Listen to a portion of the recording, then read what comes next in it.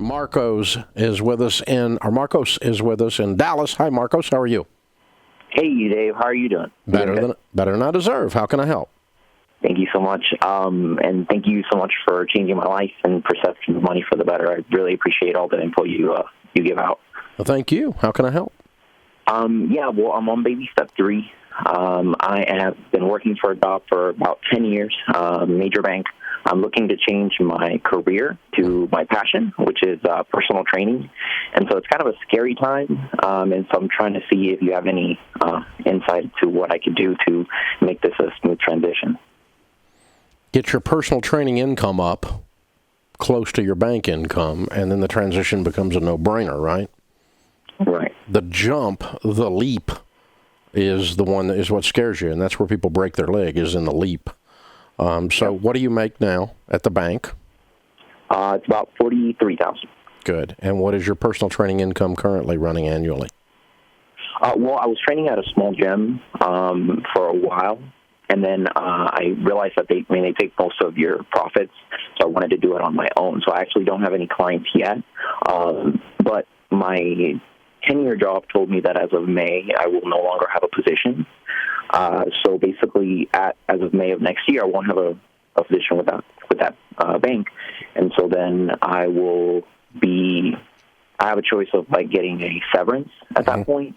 Mm-hmm. So what I was thinking is from here till May to save up as much as I can, kind of finalize my fully funded emergency fund, and then from there I'll have a severance, which will be approximately about $15,000 to $18,000 to go with and kind of help me.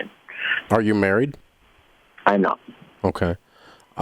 Yeah, I would definitely pile up every dime, squeeze every dime out I can do to get ready for May.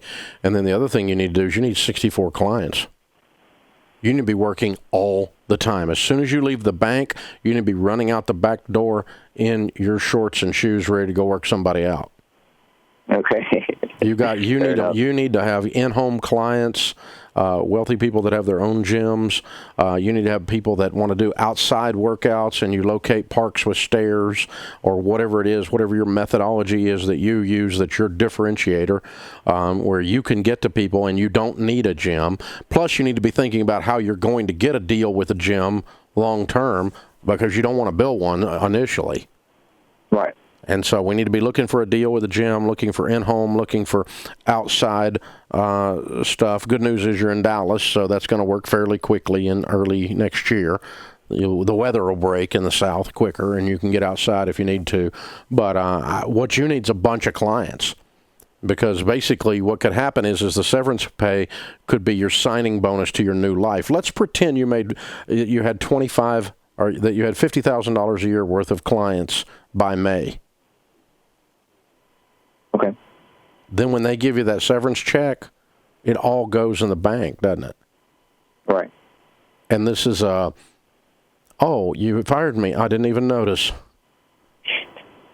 Right. I have one more question, if you don't mind, as far as investments, because I do have investments that I've had as my 401k through the bank.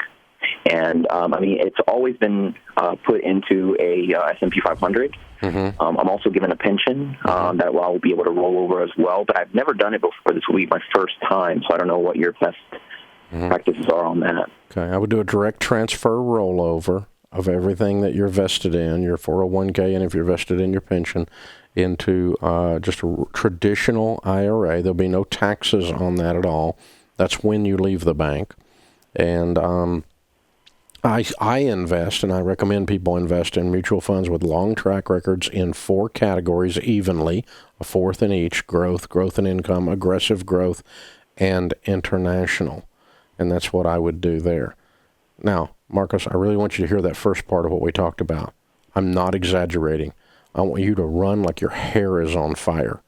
Pretend like you're working with one of your clients and you're the client, only instead of weight loss and heart rate change and whatever other metric or measure you want to use to measure physical health, we're measuring your business health by whether you have $50,000 worth of clients a year. What do you charge a client? What would you charge a client if they came to you right now? It'd probably be about either $40 or $50 per hour, just depending on how many times they see me per week. Okay, all right. And so if we said $50,000, that's 1,000 hours, right? By $50, okay? Which is 80 hours a week. Okay? No, that's 80 hours a month. I'm sorry, 20 hours a week. And so 21 hours a week is all you got to be working to break even on your bank job. It's really doable. But you got to believe it, and you got to get out there and market yourself, and you got to work at getting clients as hard as you want them to work at losing weight. Yeah, I mean, it's because I have, I'm saving enough money so I can have an opportunity to stay over before I, No, you're missing the point. I don't want you to use any of the saved money. Okay. You're not going to need any saved money if you do what I just told you to do.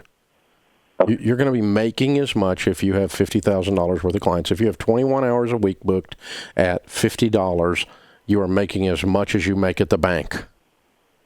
And I want 21 hours a week booked before May gets here.